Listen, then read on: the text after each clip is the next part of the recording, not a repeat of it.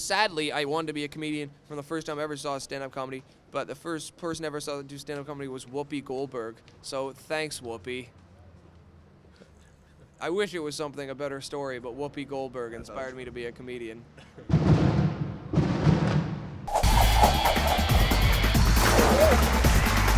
Bobby Mair, hey. Hello. How are you?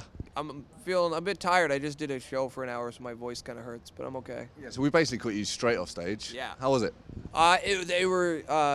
They laughed at me a lot, so I think they were really smart people. That was good. Is that how you define your audience? Yeah, I think that's how all comedians define their audience. If the crowd likes them a lot, they call them a smart audience, and if the crowd doesn't like them, like, oh, those people are idiots.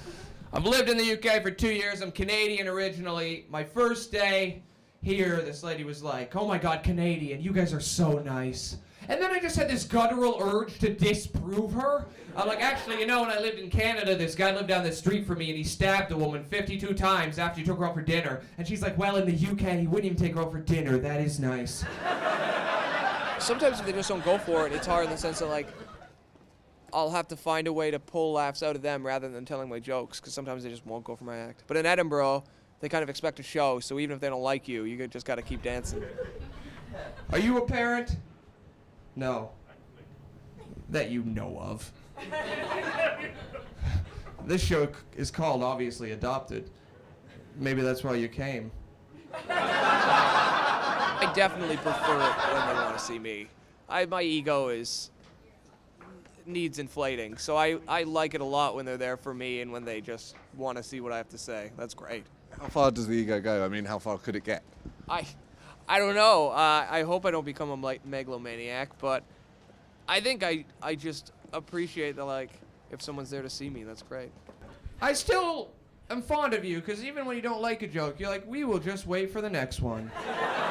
Some jokes just pop into my head, they're there. And some jokes I can say 20 times, they're not funny, and then the 21st time it works. So it really depends on the... But I guess I just have to believe in the idea and then try to find the way to say it where what I think makes sense to other people. I should mention that there's forms on the table, and if you fill them out, I put them in all the chairs, and if you fill them out, or if you need one, let me know, and you win, I do a draw at the end of the month, I will come do a show at your home for your loved ones. And you.